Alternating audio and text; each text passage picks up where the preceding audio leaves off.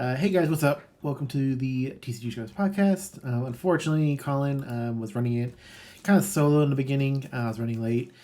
Joey was out, and Colin didn't run some of the checks that we usually run to make sure all the audio was recording correctly. So we kind of lost about the first 11 minutes of the podcast, which is unfortunate, but it includes a segment where we talked to Ryan Miles, who was a guest of the podcast this week. And he kind of went over some of the content he's been creating. We talk about it again a little bit later, but unfortunately, there's a bit of an in-depth conversation that was missed revolving around his content and stuff like that. But rather than jump in, we kind of move to the main subject of the podcast, which is the GP that recently passed about a week or two ago. But yeah, so you go ahead and check it out. Here we go. Woo! Recording my mic this entire time, I just realized, so that's fine. That's fine. It's on Twitch, so yeah, it's on download Twitch. it. Like just it's on Twitch, but you can't hear him.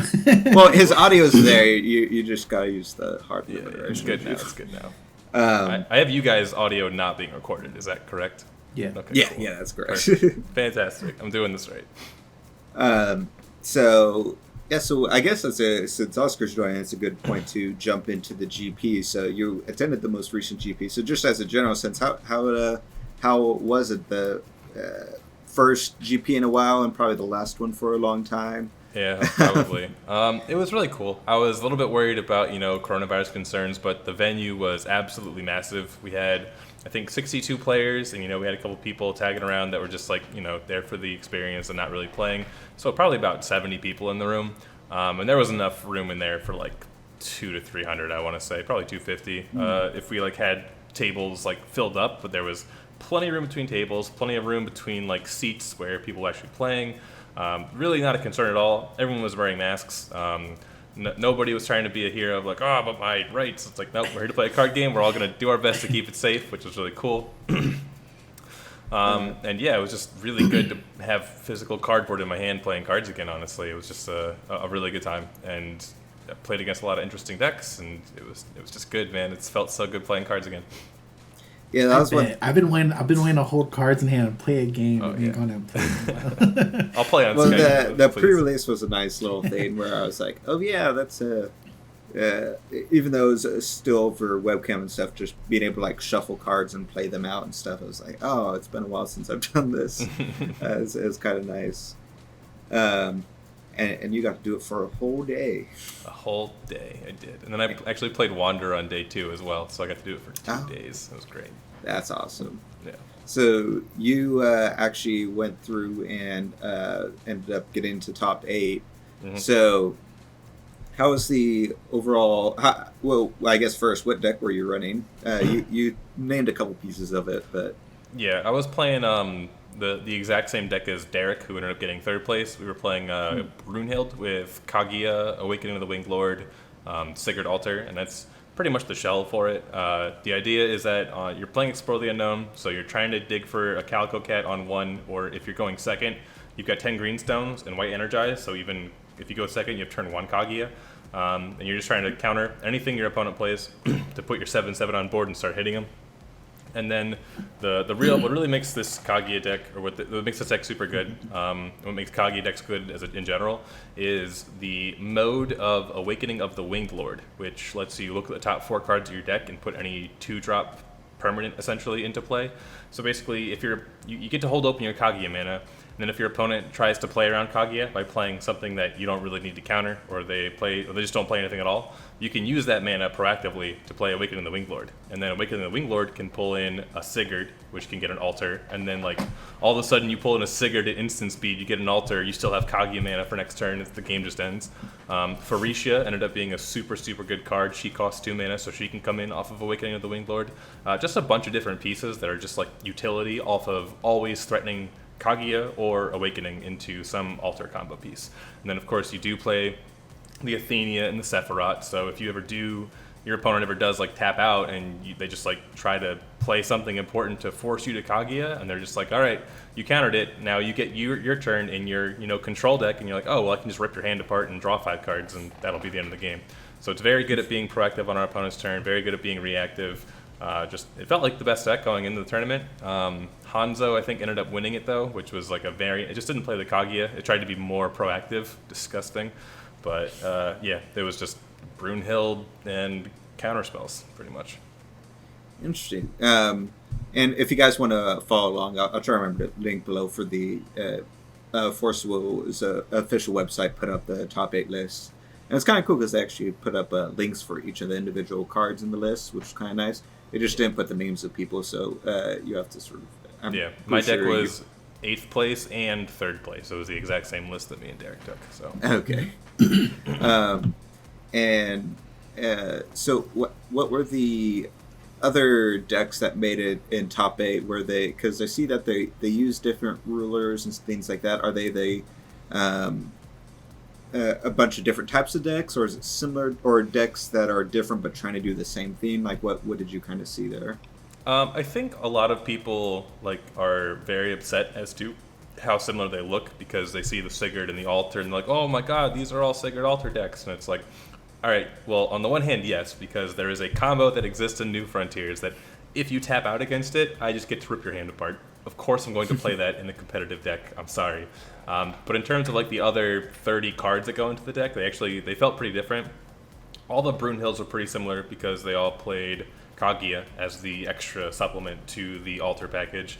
The Rezard decks were pretty cool because they played Lila, but they were actually more focused on the card Farisha, which is just a 6/6 flyer with barrier that just rips your opponent's board apart and buffs itself to infinity and then hits you for 30 in the air. The card's disgusting.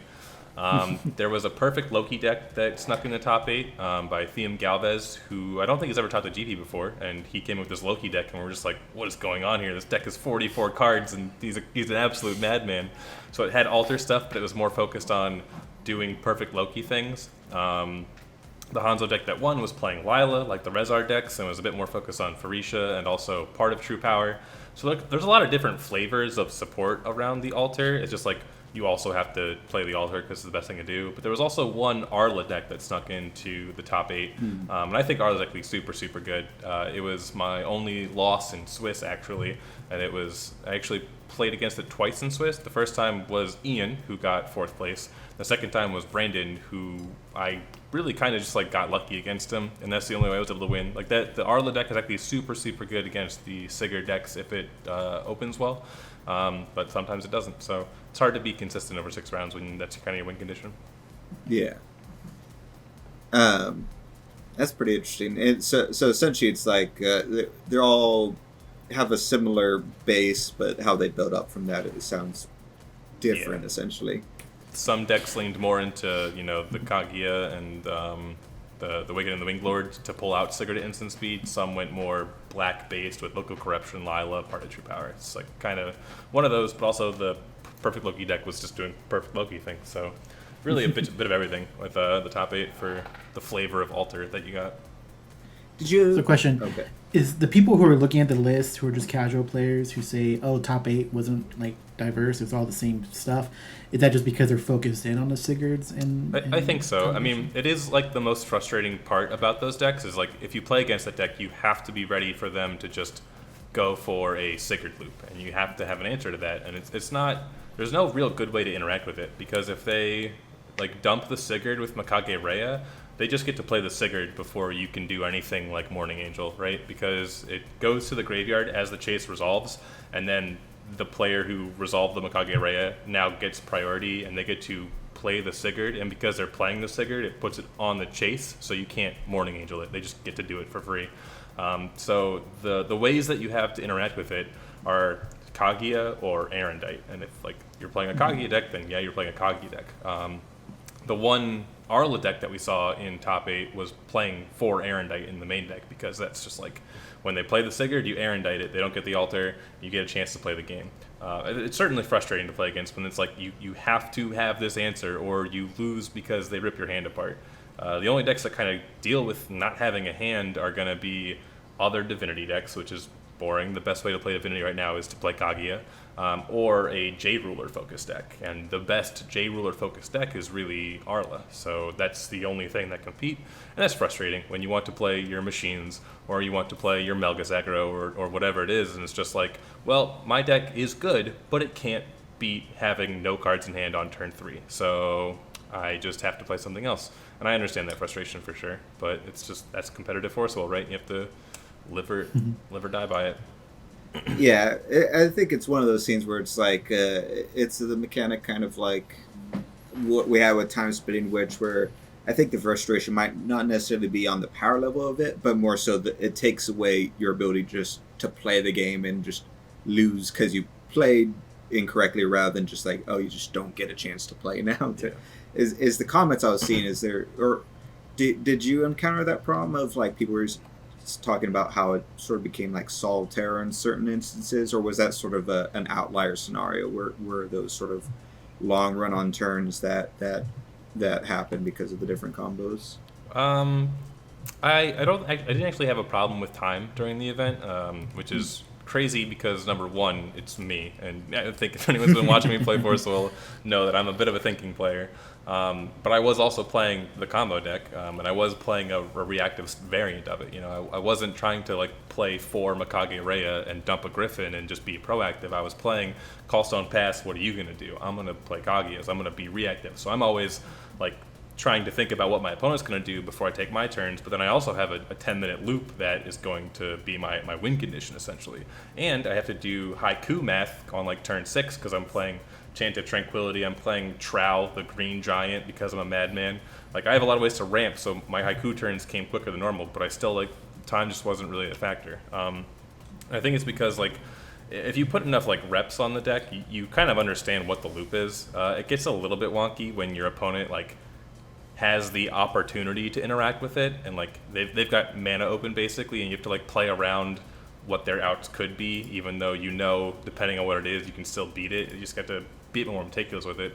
But I don't think the combo ever got performed against me, and I think I only did it 2 or 3 times. And it's just like it exists, but when you're playing at the top level and like you're playing against other good players, you know that the game shouldn't end by the combo because it should never get to a point where someone's allowed to do it. And when someone is allowed to do it, the game ends next turn because you've got no cards in hand.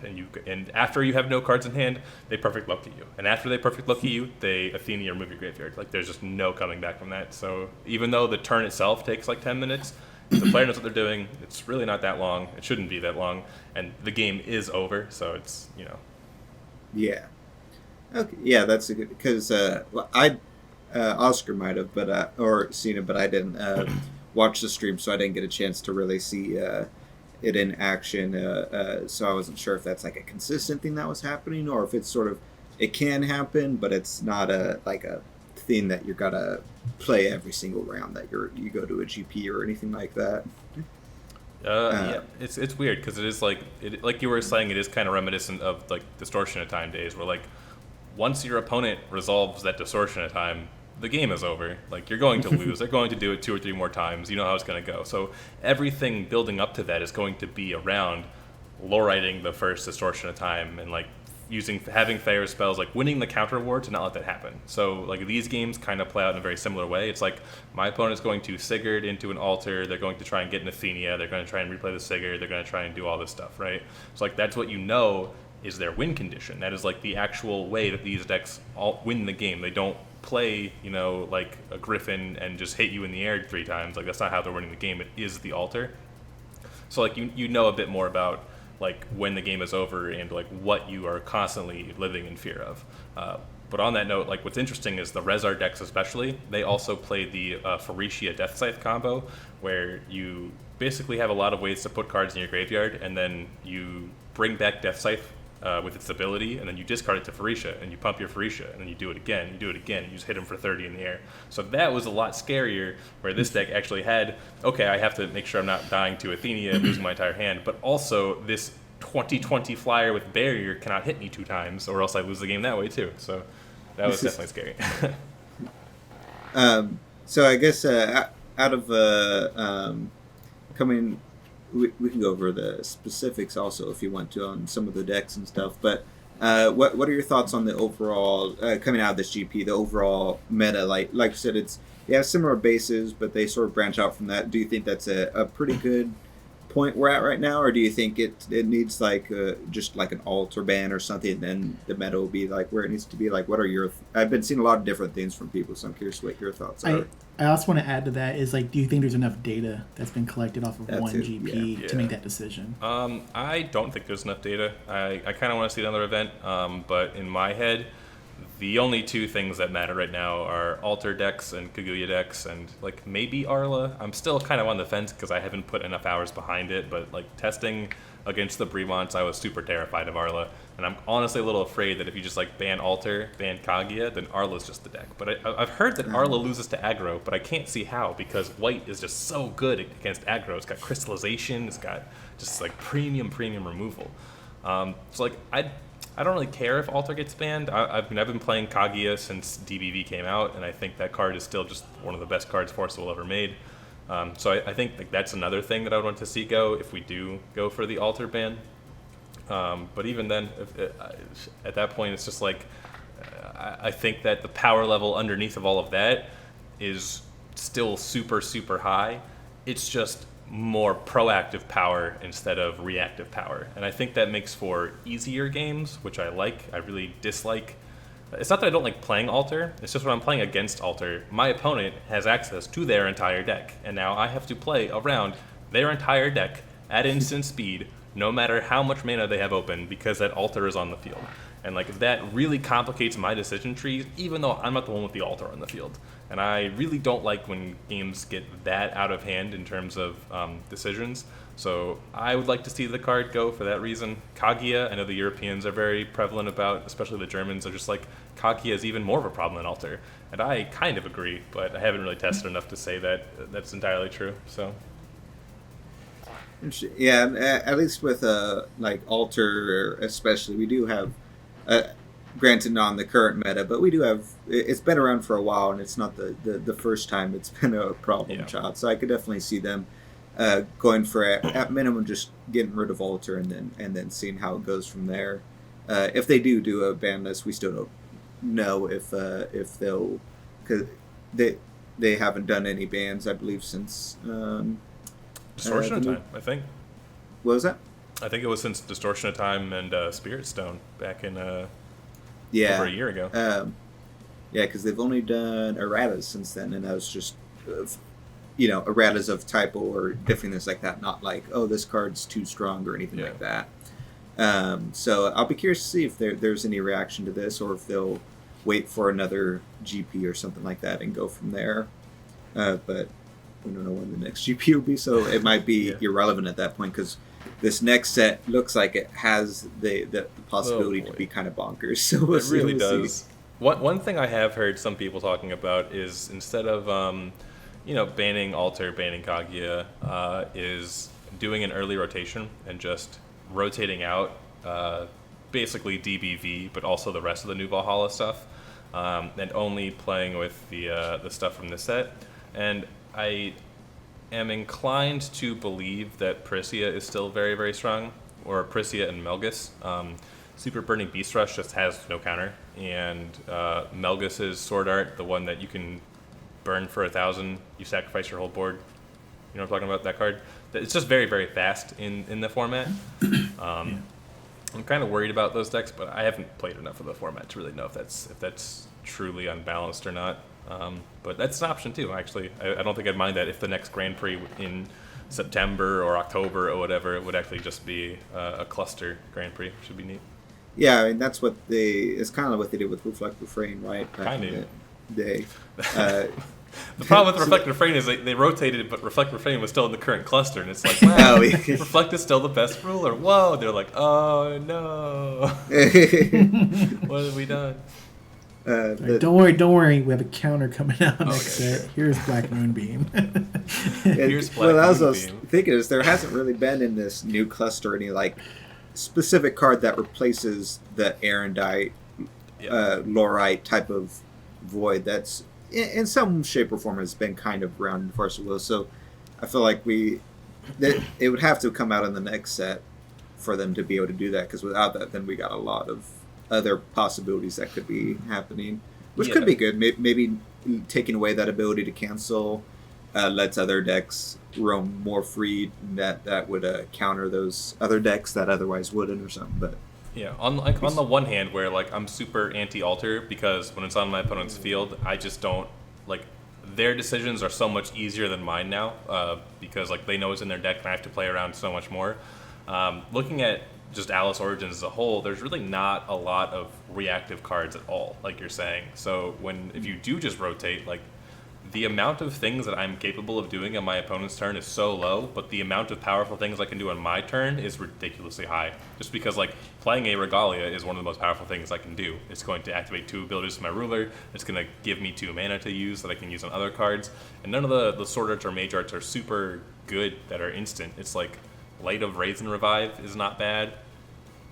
I think Machines has a pull out a 1-drop from your deck at instant speed, which is like okay. You know, there's really not much that you're doing on your opponent's turn that is just better than playing your Regalia, doing Judgment, God's Arting. Just all of that is just like super, super proactive stuff. And I'm a little worried that we're going too far on the other side, where Alter is super reactive, super big brain, super thinking about my opponent's outs. A strictly Alice Origins cluster is play my Regalia, Judgment for 0, do as much as I can. All right, pass, you do it now. See who wins, you know? It's a little spooky. No, that's a good point. I guess we haven't really done much in the way of, or at least it's been a while since we did anything in the way of pre-releases, Oscar and I, so I haven't even gotten like a good feel outside of the most recent thing we did of like what the set feels like to play just on its own inside of a cluster without any of the new stuff. So that's, a good point that it's sort of about these sort of big explosions rather than this constant like back and forth. It's more of like a here's a bunch of stuff that just happened. Good luck with that type of deal. Yeah, pretty much. If you've played Melgus, you kind of know what's going on. It's just a different flavor of Melgus for everything. Like Melgus is flip and you're dead, and it's like, oh, okay. Machina is like flip and now my board is huge. I have a 20/20. You're not touching me. I'll kill you next turn. Prisia is like flip, now my board is doubled, or just play Super Burning Beast Rush and see if I win the game by flipping coins. Arla is flip, pull out a board. It's like, do you get through me and kill me, or do I kill you next turn with my 7 strangers I cheated into play?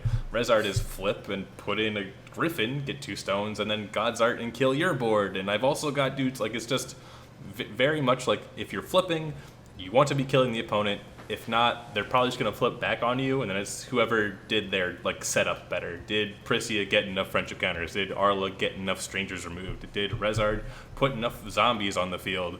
It's like they're all fighting to do their little gimmick before they do their flip and then try and kill you, but it's all just so kind of linear, proactive, and just like doing the same thing every time. And it's a little bit different from what we're used to for sure for the past couple of years.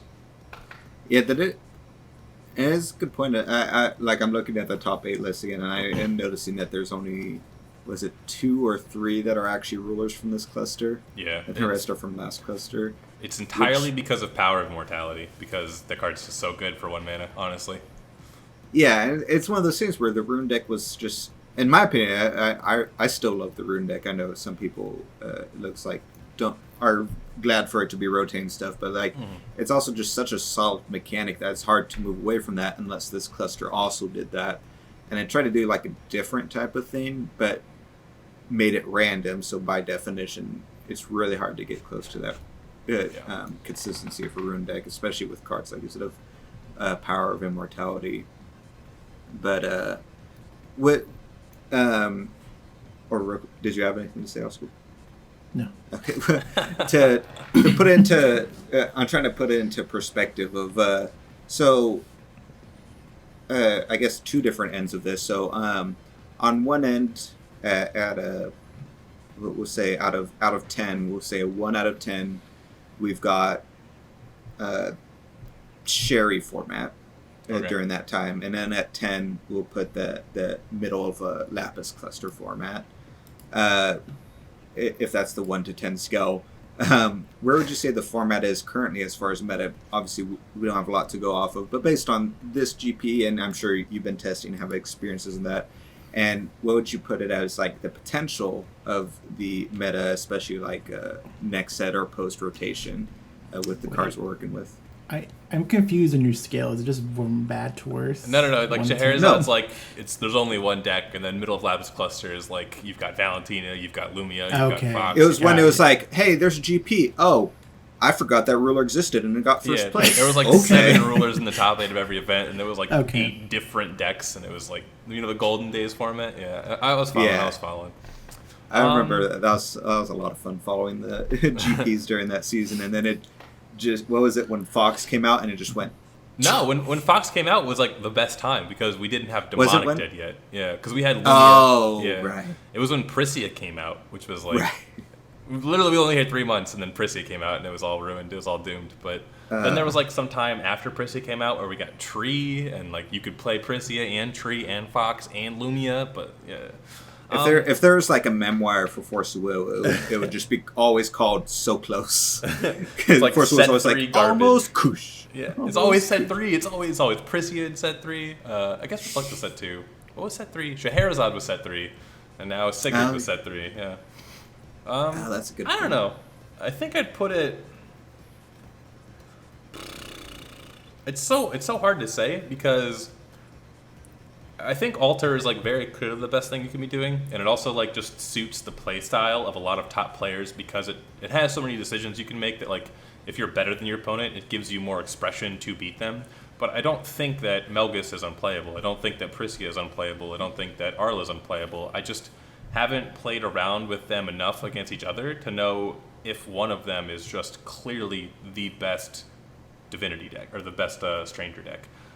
So, like, I think Arla can beat the Alder decks. I think even Melgus probably can.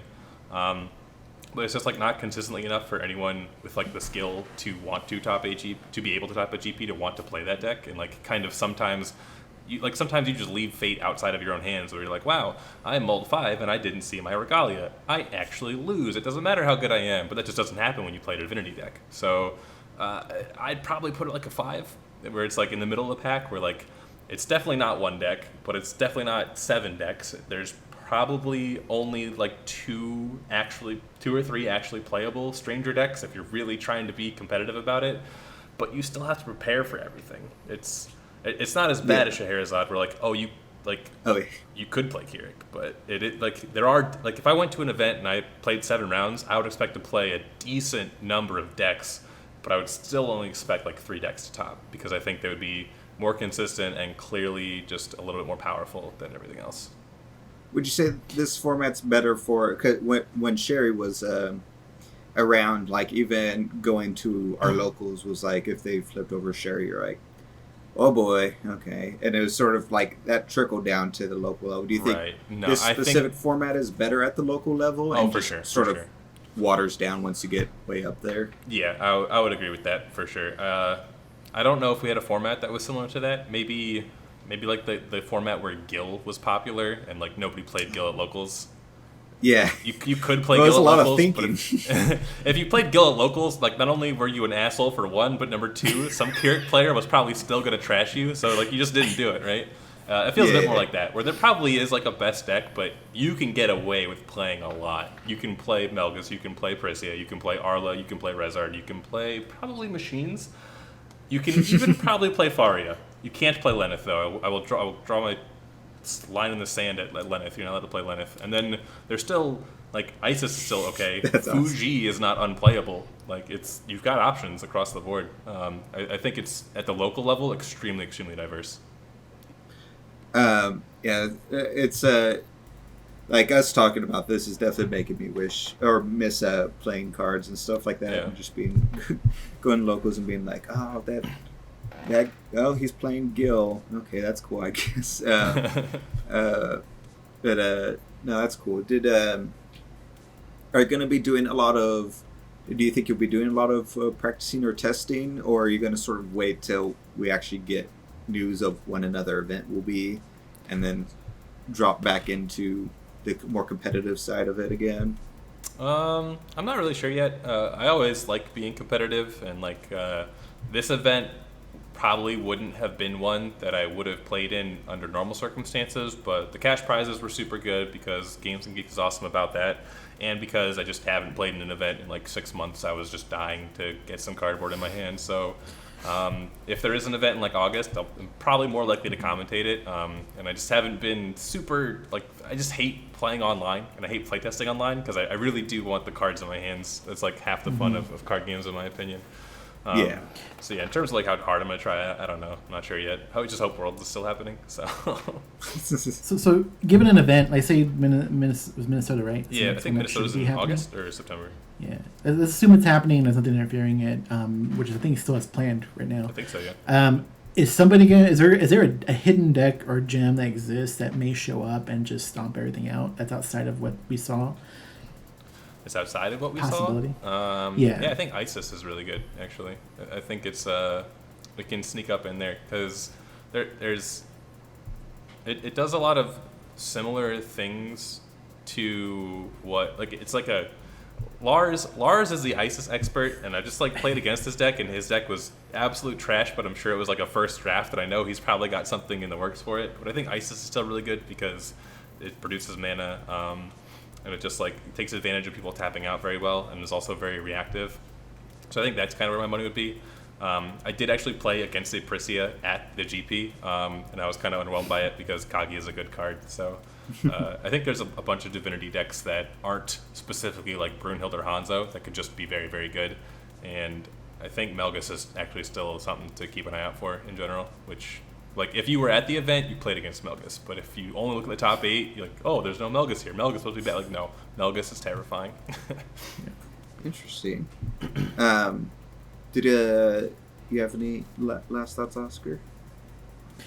Just a lot of people always, look at the results of the top 8 and kind of lose sight on what was 9 through 16 of the things that could have made it that just didn't have. No one lost sight of who was 9, but.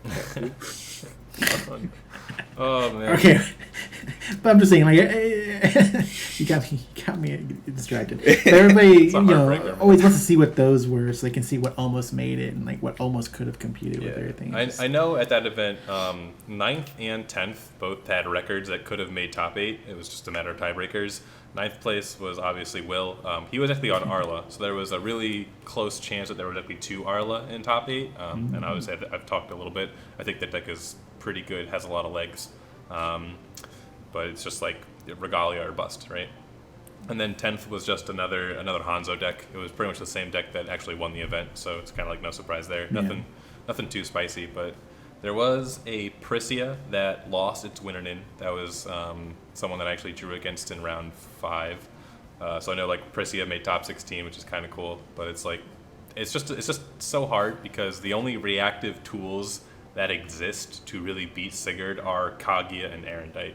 So if you're playing a non-divinity deck, you have to be blue, and the best non-divinity decks are aggro in Melgus and Prisia, so they don't really get to play blue and be consistent enough at being aggressive. The Arla decks that we saw were playing blue, were playing for Erendite, but they get to be a bit more reactive. They have Earthly Flash, they have Awakening of the Winged Lord. They get to play more instant speed, so when they leave mana up, they still get to be proactive while holding up the Erendite to beat the Sigurd. And then Rezard was just doing Sigurd things. So that's the full spectrum of the playable Stranger decks for sure. Yeah. Okay. Well, we'll wrap it up here because I know you got some stuff to do. But thanks a lot for coming on and letting people know what more competitive stuff looks like. Before we go, I don't know if I talked about it in the first part of it, but you created some content recently, right? I did, yes. I'm trying to do some more of that, hopefully, at least once a week. Just it was a top 10 video on what the best cards were in New Frontiers. Yeah, and I'll have a link to that in the description below for anyone who wants to go visit your channel who isn't already there. Because we talked about at the beginning what your next video might be, so that sounds pretty interesting. Hopefully, it's turning out to be a bigger project than I thought it was going to be. So we'll see how it goes. That's how a lot of this turns out to be, right? Oh no. But thanks for coming on. If you guys are a patron, be sure to tune into our Patreon mini podcast where we'll have some interesting and relevant things to talk about. And we'll see you guys next time. Bye. See ya.